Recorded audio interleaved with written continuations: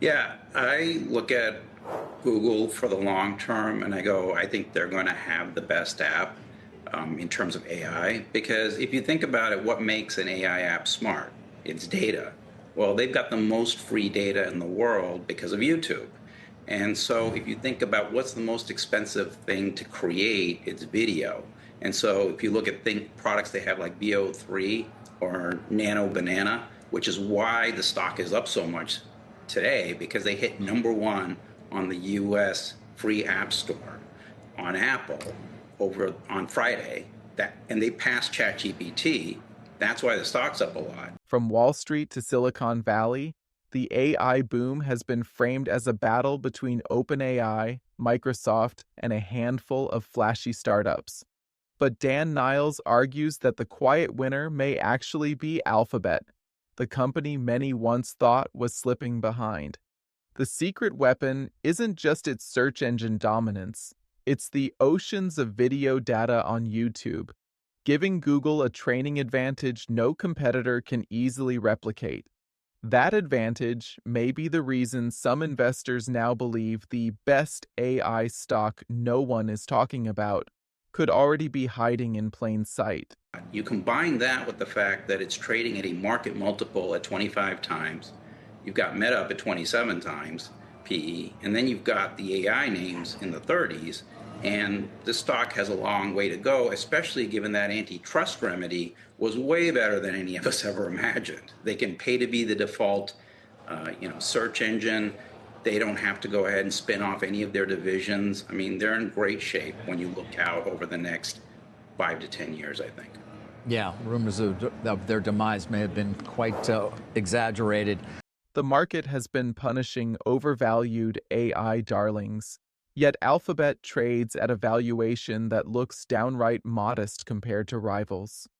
With its regulatory headaches surprisingly resolved in its favor, Google not only avoided structural breakups, but also secured the right to pay for default search positioning.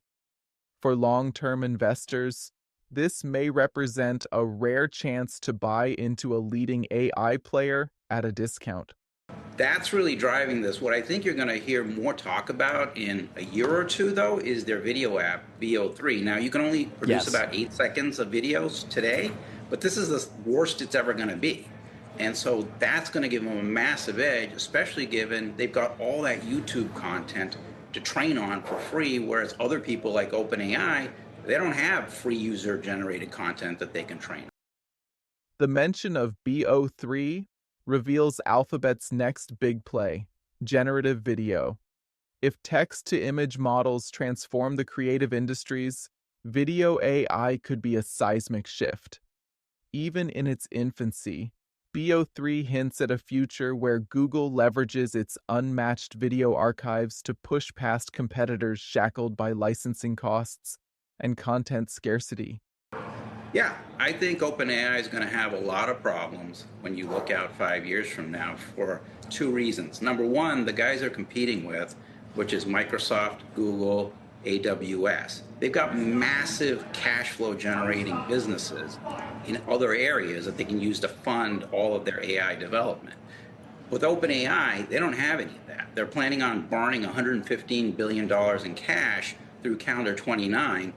I don't think they're going to be able to burn that because I think the private markets are going to start shutting them down as we get out a few years from now.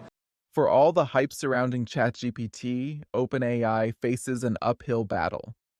Without the diversified revenue streams of giants like Microsoft, AWS, or Alphabet, sustaining long-term innovation requires relentless fundraising. And in a tightening market, investor patience for billion-dollar cash burns may wear thin.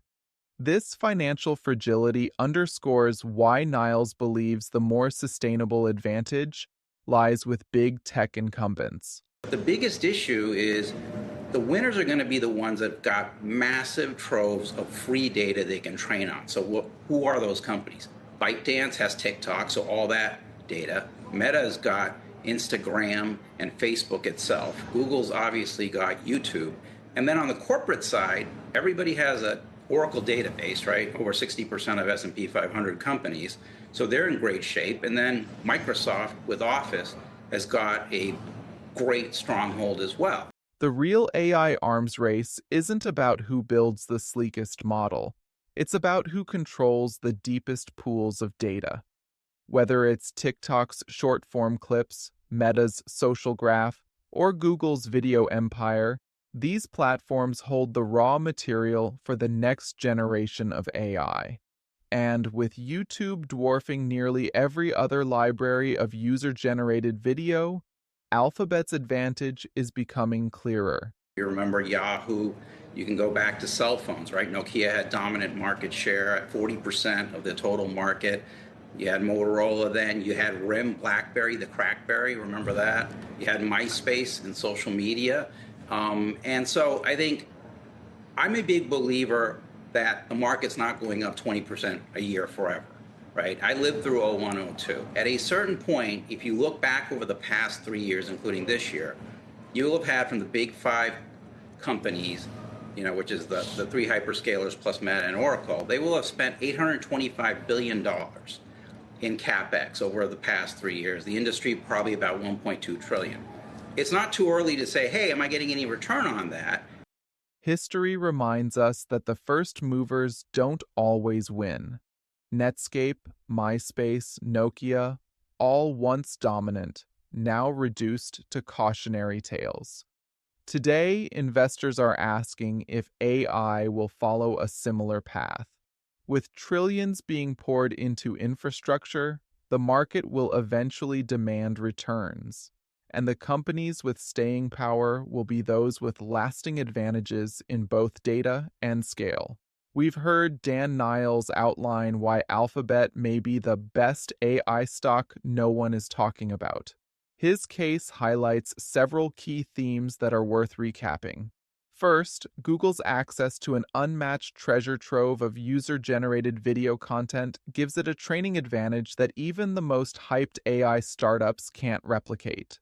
Second, its valuation remains far more reasonable than other AI-focused names, leaving potential room for upside. Third, the resolution of antitrust concerns means Google avoided the worst-case scenarios and secured its dominance for the next decade. Beyond these points, the larger picture is also becoming clearer.